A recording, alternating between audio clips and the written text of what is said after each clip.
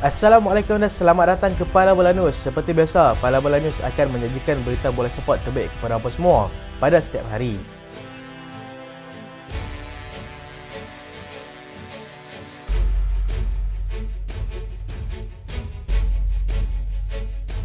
Kita mulakan dengan keputusan beberapa perlawanan pada awal pagi tadi.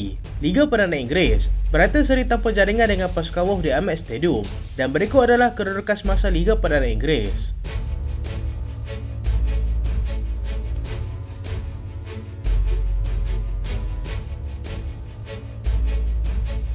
La Liga Spanyol, Granada tewas 1-0 kepada pasukan Atletico Madrid, dan berikut adalah kedudukan semasa La Liga di Spanyol.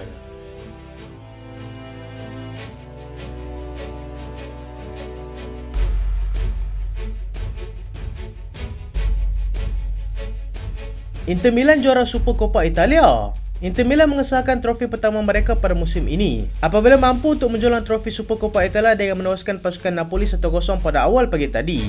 Bermain menentang juara Serie A musim lepas seperti tiada masalah untuk pasukan Inter apabila berjaya merekodkan sebanyak 65% penguasaan bola dan juga 22 tembakan. Namun disebabkan kehebatan golkiper pasukan Napoli dan ketumpulan finishing pasukan Inter Milan sendiri, Inter tetap sukar untuk memecahkan kebuntuan. Perlawanan sempat dicemari dengan kad merah apabila pemain pasukan Napoli iaitu Giovanni Simeone memijak kaki pemain pasukan Inter Milan pada minit ke-60. Ketika perlawanan seakan-akan dilanjutkan, Lautaro Martinez muncul wira pasukan apabila mudah menyudahkan hantaran Pavard untuk mengesahkan kejuaraan Inter Milan dalam perlawanan kali ini.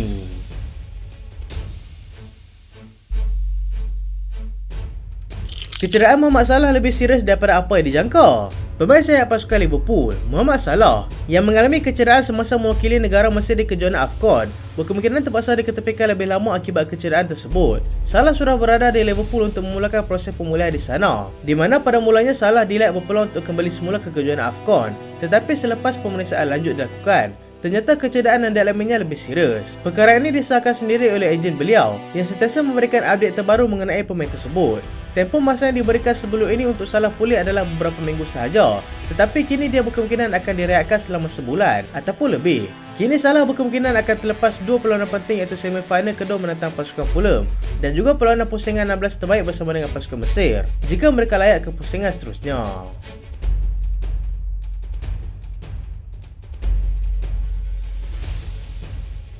20 pasukan bersetuju untuk sertai European Super League, kata Anas Lagari. Ketua A22, Anas Lagari, mendedahkan apabila sudah menerima persetujuan daripada 20 pasukan untuk menyertai European Super League seperti mana telah dirancang sebelum ini. A22 merupakan syarikat yang menaja dan juga membantu untuk mengelolakan kejohanan yang dijangka akan menjadi satu lagi kejohanan terbesar di Eropah selain daripada Liga Juara-Juara Eropah. Keputusan mahkamah juga telah menetapkan yang Badan Induk Bola Sepak Dunia iaitu FIFA dan juga UEFA tidak mempunyai hak untuk menghalang mana-mana pasukan daripada menyertainya. Perancangan terbaru A22 adalah untuk membawa masuk sebanyak 64 pasukan daripada 3 liga utama di Eropah. Dan buat masa ini sudah ada 20 pasukan yang sudah mengesahkan tempat untuk menyertai kejohanan tersebut. Walaupun menerima kritikan yang cukup hebat dari kalangan peminat-peminat bola sepak di seluruh dunia, mereka tetap juga dengan pendirian mereka untuk meneruskan perancangan tersebut tanpa menghiraukan segala cembuhan yang bakal mereka dapat nanti. Lagari juga memberitahu yang peminat di seluruh dunia tidak perlu membayar jumlah wang yang banyak untuk menyaksikan perlawanan tersebut. Cukup sekadar 10 euro untuk langganan bulanan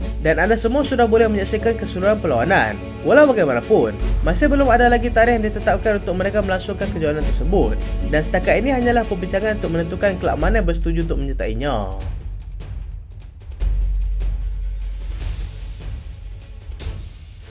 Legenda Chelsea meninggal dunia. Pemain legenda untuk pasukan Chelsea, Tommy Baldwin, diberitakan telah meninggal dunia pada usia 78 tahun selepas lama jatuh sakit. Perkara ini disahkan sendiri oleh pasukan Chelsea yang mengumumkan kematian bekas penyerang mereka itu menerusi laman web rasmi mereka. Mungkin generasi sekarang ramai yang tidak mengenali penyerang tersohor Chelsea ini kerana beliau bermain bersama dengan Chelsea sekitar tahun 1966 hingga 1974. Beliau juga pernah beraksi bersama dengan pasukan zaman remajanya iaitu pasukan Arsenal sebanyak 17 kali sebelum menyertai pasukan Chelsea. Beliau juga merekodkan sebanyak 73 gol daripada 187 penampilan. Bersama dengan pasukan Chelsea menjadikan beliau sebagai salah seorang penyerang yang begitu prolific pada zaman beliau. Beliau pernah menjualan Piala FA pada tahun 1970 serta membantu pasukan Chelsea untuk menewaskan Real Madrid untuk menjulang trofi UEFA Cup Winners' Cup ataupun Europa League. Selain itu, beliau juga pernah beraksi secara pinjaman bersama dengan pasukan Millwall dan juga pasukan Manchester United sebelum mengakhiri karirnya bersama dengan pasukan Brentford pada tahun 1978.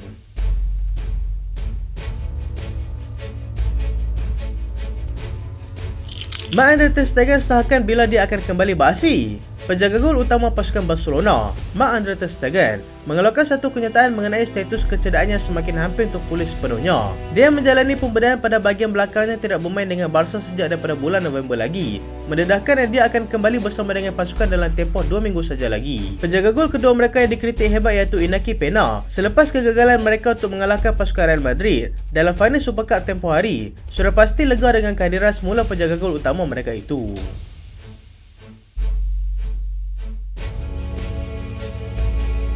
Erling Haaland sudah kembali berlatih.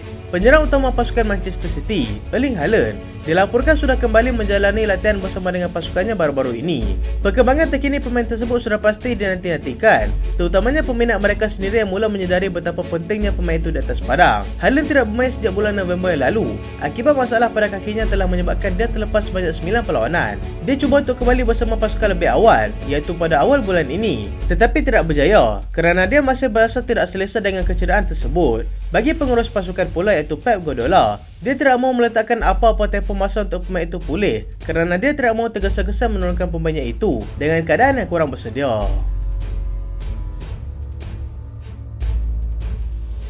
Declan Rice berkemungkinan tidak akan diketepikan ketika menentang pasukan Forest nanti. Pemain tengah pasukan Arsenal, Declan Rice, yang terpaksa dikeluarkan pada minit ke-73 selepas mereka menang 5-0 ke atas pasukan Crystal Palace tempoh hari, berkemungkinan akan terus berada dalam skuad utama Arsenal menjelang perlawanan seterusnya menentang pasukan Nottingham Forest. Pemain tersebut ada mengandung mengenai kesakitan pada bahagian hamstringnya. Dengan hasil pemeriksaan awal mendapati dia hanya mengalami masalah ketegangan otot sahaja.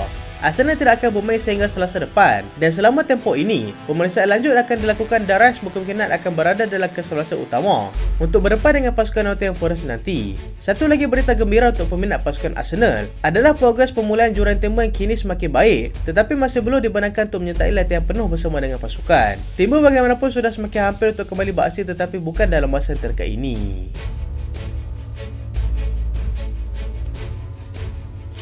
Jose Mourinho mahu melatih Portugal sebelum dia bersara. Jose Mourinho mendedahkan yang dia mahu bergelar jurulatih untuk pasukan kebangsaan Portugal sebelum dia mengakhiri karier gemilangnya sebagai seorang pengurus bola sepak profesional.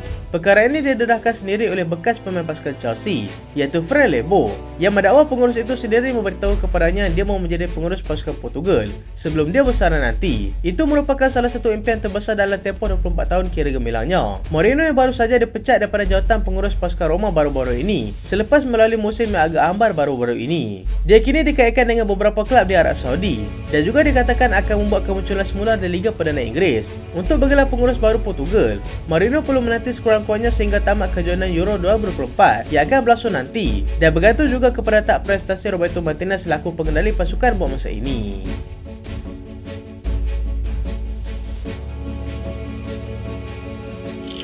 Newcastle dedah harga Kieran Trippier. Newcastle mendedahkan harga untuk kapten mereka iaitu Kieran Trippier yang kini sedang dikaitkan dengan perpindahan ke pasukan Bayern Munich dalam bulan Januari ini. Newcastle perlu menjual pemain mereka bagi bagi semula akaun mereka demi mematuhi undang-undang FFP yang telah pun ditetapkan. Perbincangan dikatakan sedang berlaku pada ketika ini, dengan Newcastle meletakkan harga sekitar 12 juta paun sahaja untuk pemain berusia 33 tahun itu. Agak mengejutkan kerana Trippier merupakan antara pemain tonggak mereka sejak musim lalu dan juga musim ini.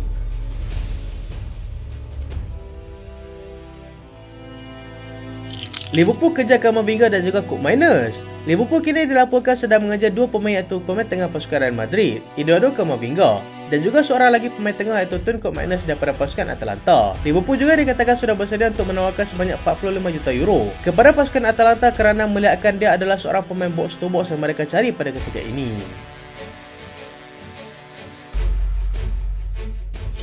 Kylian Mbappe setuju untuk ke pasukan Real Madrid. Penyerang pasukan Paris Saint-Germain, Kylian Mbappe, dikatakan sudah bersetuju untuk menyertai pasukan Real Madrid secara percuma sebab saja tamat kontraknya nanti. Tetapi dia juga mahu menanti apakah keputusan dan tawaran lanjut yang diberikan oleh pasukannya itu selepas ini. Barcelona tolak peluang untuk dapatkan Calvin Phillips. Barcelona menolak peluang mereka untuk mendapatkan pemain tengah pasukan Manchester City iaitu Calvin Phillips kerana berpendapat dan pemain tersebut dikatakan terlalu mahal untuk mereka walaupun secara pinjaman.